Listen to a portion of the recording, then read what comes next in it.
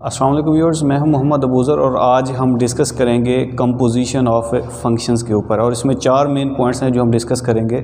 सबसे पहले हम ये देखेंगे कि कंपोजिशन ऑफ फंक्शंस का मतलब क्या है, व्हाट इज़ कंपोजिशन। दूसरे नंबर पे हम डिस्कस करेंगे कि कंपोजिशन दो फंक्शंस की हम कैसे फाइंड कर सकते हैं, कुछ एग्जांपल लेके हम उसको फाइंड करना सीखेंगे। तीसरे नंबर पे हम देखेंगे, ये शो करेंगे कि कंपोजिशन जो है वो कॉम्यूटेटिव नहीं होती। और सबसे एंड पे जो है ना आपको ये भी बताऊंगा कि कंपोजिशन आप सारे फंक्शंस की कैलकुलेट नहीं कर सकते। कुछ फंक्शंस हैं ऐसे जिनकी कंपोजिशन नहीं हो सकती। वो कौन सी कंडीशन है जिसकी वजह से नहीं होती, इसको भी हम डिस्कस करेंगे। लेकिन उससे पहले अगर आपने मेरे चैनल्स को सब्सक्राइब नहीं किया तो सबसे पहले चैनल को सब्सक्राइब कर लें और इसको कमेंट सेक्शंस के अंदर आपने अपनी सजेशंस भी देनी है। तो चलें स्टार्ट करते हैं कि व्हाट इज़ कंपोजिशन। कंपोजिशन हमारे पास क्या है। देखें, जो हमारे पास अरिथमेटिक ऑपरेशंस होते हैं उनका मकसद क्या होता है कि वो दो नंबर्स को कंबाइन करते हैं। जैसे फॉर एग्जांपल आप कहते हैं 4 + 4, ठीक है, वो 8 है। तो जो दो नंबर्स थे 4 और 4, प्लस ने क्या किया, उनको कंबाइन करके एक नंबर दिया।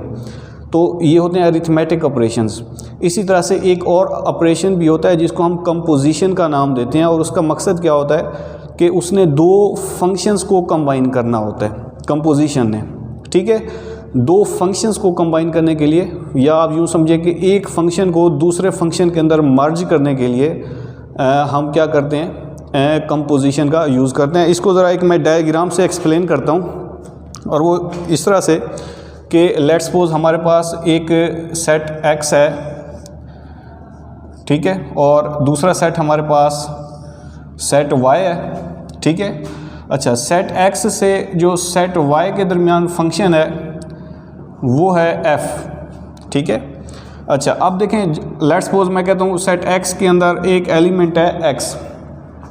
तो जब इस सेट x को एक एलिमेंट को हम लेके जाएंगे सेट y के अंदर, ठीक है, तो ये क्या हो जाएगा, इनपुट है। तो आउटपुट के तौर पे लेट्स सपोज ये हमें देता है f(x), क्योंकि ये इस फंक्शन के अंदर x पुट होगा। ये हमें क्या देगा, f(x), किसके ज़रिए, इस फंक्शन f के थ्रू। हम एक और सेट ले लेते हैं z। हम क्या कहते हैं कि अब हम देखना चाहते हैं कि y से z पे फिर अगर जाते हैं हम, तो हमारे पास एक और फंक्शन है, उसको हम लेट्स सपोज नाम दे देते हैं g का। अब हम f(x) से g के थ्रू हम इस सेट में जाना चाहते हैं। अब क्या होगा, इस सेट से इस सेट में अगर हम जाएंगे तो ये हमारी इनपुट होगी, और किस में पुट होगी, g के अंदर। तो ये फंक्शन क्या हो जाएगा, g f(x). तो यहाँ पे एक चीज़ क्लियर कर लें कि यहाँ पे क्या थी, पहले आउटपुट थी, तो ये आउटपुट अगले फंक्शन में इनपुट बन गई, ठीक है। तो यहाँ पे ये देखें, ये जो f(x) है हमने g के अंदर मर्ज कर दिया एक तरह से।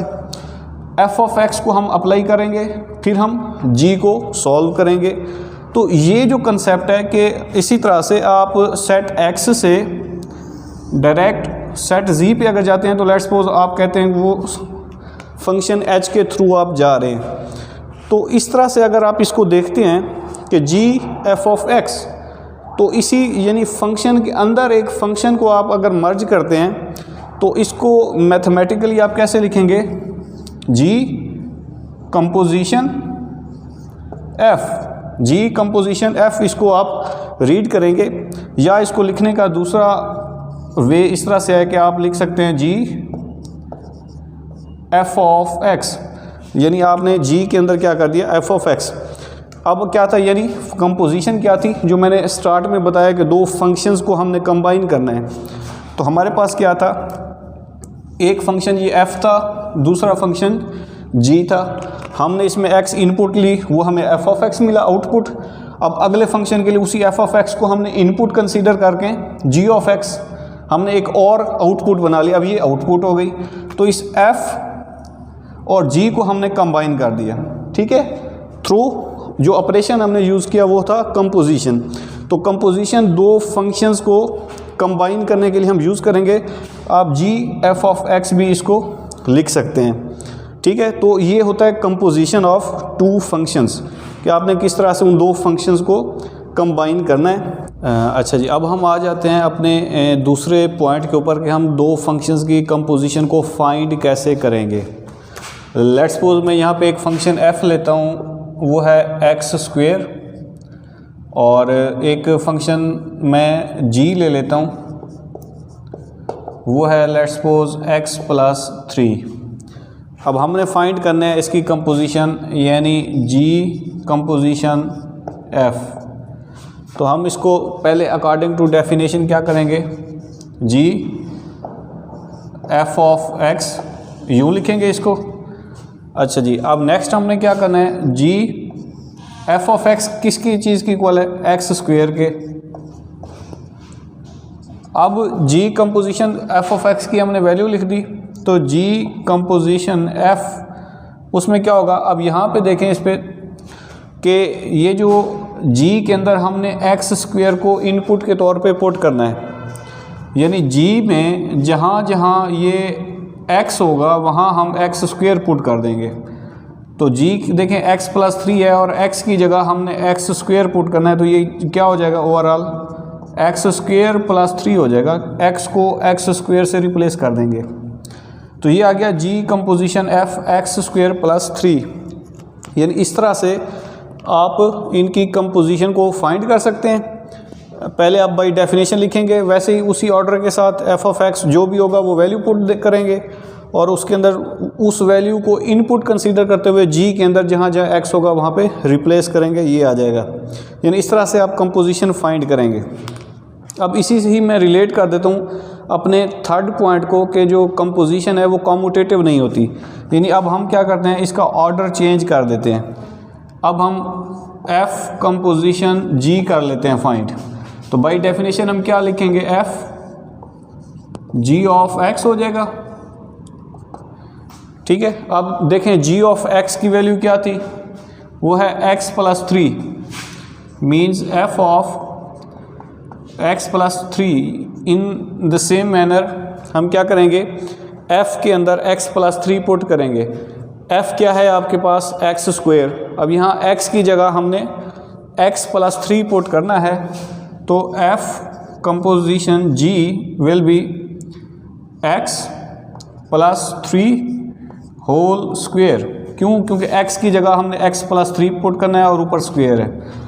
इसका स्क्वेयर ओपन करें तो ये आ जाएगा x square plus 6x plus 9। अब कंपेयर करें, ये है f कंपोजिशन g। दोनों के आंसर को ज़रा मैच करें। g कंपोजिशन f का जो आंसर आया वो था एक्स स्क्वेयर प्लस 3, और जब हमने एडर चेंज किया f कंपोजिशन g तो उसका आंसर आया x square plus 6x plus 9। ठीक हो गया, तो दोनों डिफरेंट आया, g composition f composition g, दोनों का आंसर डिफरेंट आया। तो यहाँ से हमें पता चलता है कि जो कंपोजिशन है वो सारे फंक्शंस के लिए यानी वो कम्यूटेटिव नहीं होती इन जनरल। जी, अब हम अपने लास्ट पॉइंट पे आ जाते हैं, और वो है कि कुछ फंक्शंस ऐसे भी हैं जिनकी फाइंड नहीं कर सकते।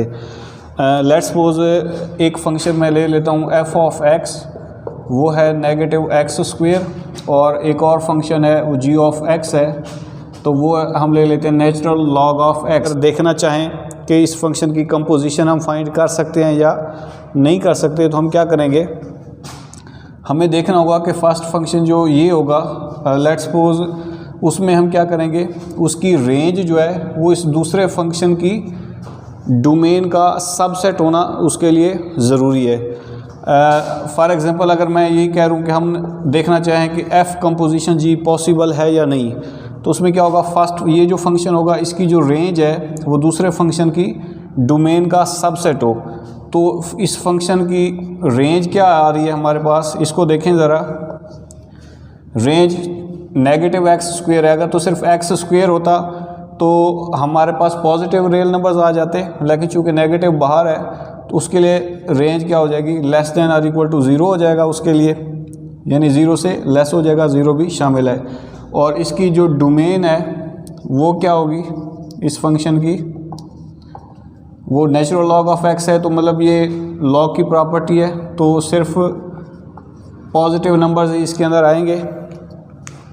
अब देखें इस फंक्शन में रेंज क्या है, 0 से लेस है, और इसकी डोमेन 0 से ग्रेटर है।